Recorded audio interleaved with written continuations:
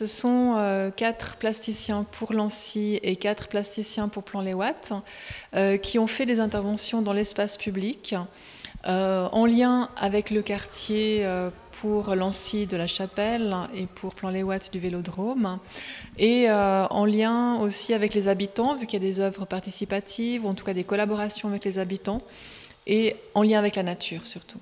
C'est sous le nom de Terrain Fertile que se présente la nouvelle collaboration artistique entre les communes de Lancy et de Plan-les-Ouates. L'exposition vise à inclure les habitants dans la création des œuvres de 8 artistes soigneusement sélectionnés. Cette exposition, typiquement, elle fait partie de ces interventions de médiateurs culturels dans le quartier, dans le sens où ça permet d'aller vers les gens et de les amener ensuite à nous dire leurs besoins concernant leurs envies de culture ou d'activité, tout en sachant que la ferme de la Chapelle existe depuis bien plus longtemps, vu que c'est plus de 30 ans, que nous sommes déjà un centre de culture qui est déjà dans leur quartier. Donc c'est une façon de se faire connaître, d'aller vers eux et de les amener à fréquenter ce lieu. 4 artistes, 4 interprétations différentes autour d'une même thématique, la nature. Des œuvres faites carrément de végétaux, comme les pièces de Mathilde Teinturier.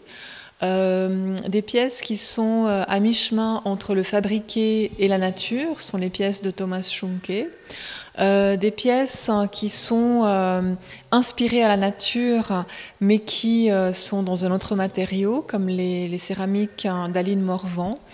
Ou bien alors, de manière plus symbolique et plus conceptuelle, l'utilisation d'un décor de film pris au muséum pour la vidéo qui a été réalisée par Marion Tampon-Lajarriette. Travaux sur végétaux, courts-métrages ou encore céramique, autant de choix de supports que d'artistes. Cette sélection de plasticiens a été faite selon des critères précis. Ce sont tous des gens, des artistes dont je connaissais le travail. À part Mathilde, que j'avais déjà exposée il y a quelques années, les autres, je ne les avais jamais exposés.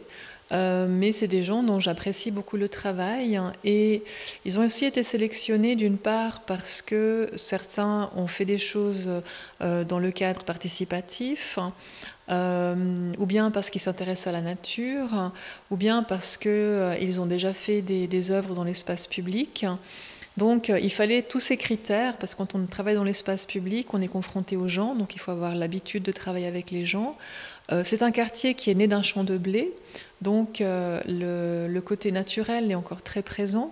Il y a une petite forêt qui borde tout le quartier, d'ailleurs c'est là qu'il y a la plupart des œuvres d'art, et c'est une présence qui est encore assez forte, donc il fallait quand même faire un lien avec la nature.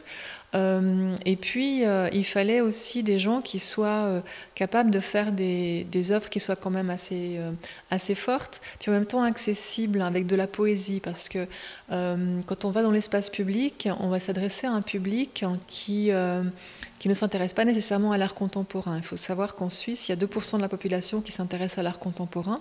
Donc dans un quartier de 1000 personnes, ça fait très peu de personnes. Donc il faut choisir des artistes qui vont avoir un langage qui peut, d'une manière ou d'une autre, intéresser, interroger, captiver les gens. Des artistes qui ont comme terrain de jeu le quartier de la Chapelle. Des œuvres exposées sur l'espace public, comment les habitants réagissent-ils ? Il y a de tout, il y a toutes les réactions possibles. Il y a des gens justement qui trouvent ça génial, qui ont beaucoup aimé certaines œuvres. Il y en a d'autres qui sont réfractaires et qui comprennent pas qu'on aille dans leur espace. Mais ça aussi, ça fait partie du jeu.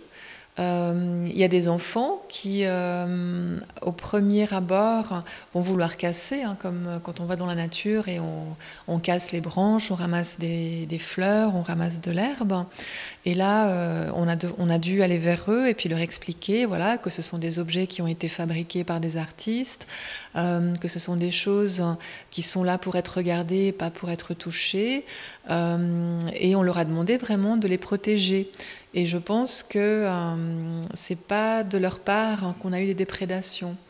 Après, voilà, il y a aussi des gens qui, au contraire, ont été très enthousiastes et puis qui trouvent génial tout ce qui se passe à Lancy et qui sont tout à fait favorables à ça. Puis il y a des gens tout simplement qui voilà, qui ne s'intéressent pas et puis qui s'intéresseront jamais. Et puis c'est pas grave, c'est peut-être pas pour cette fois-ci, peut-être qu'une prochaine fois ils s'intéresseront. La promesse d'interaction est l'un des points forts de l'exposition Terrain fertile.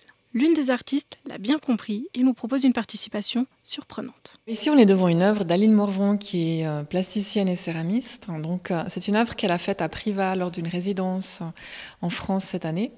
Et c'est une œuvre qui est faite à partir d'un moulage d'un tronc qu'elle a trouvé dans la nature. Donc, c'est une pièce qui fait 7 mètres de long en porcelaine biscuit, c'est-à-dire que sans cuisson. C'est de la porcelaine qui est juste séchée. Et cette œuvre, elle est appelée à être détruite par les spectateurs à l'aide d'un maillet. Pourquoi ? Parce que à travers cet acte, eh bien, la pièce va redevenir poussière. À partir de cette poussière, elle va pouvoir la remouiller et en faire d'autres pièces. Donc, ça symbolise en fait le cycle de la nature où ce tronc original, eh bien, si on le laisse dans la nature, il va également pourrir, il va redevenir humus. Donc, exactement pareil.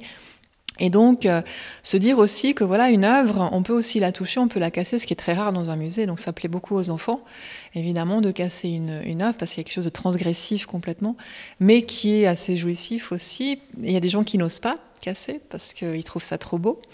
D'ailleurs, c'est une très belle pièce, parce que les troncs, c'est magnifique. Puis en plus, blanc comme ça a quelque chose de fantomatique.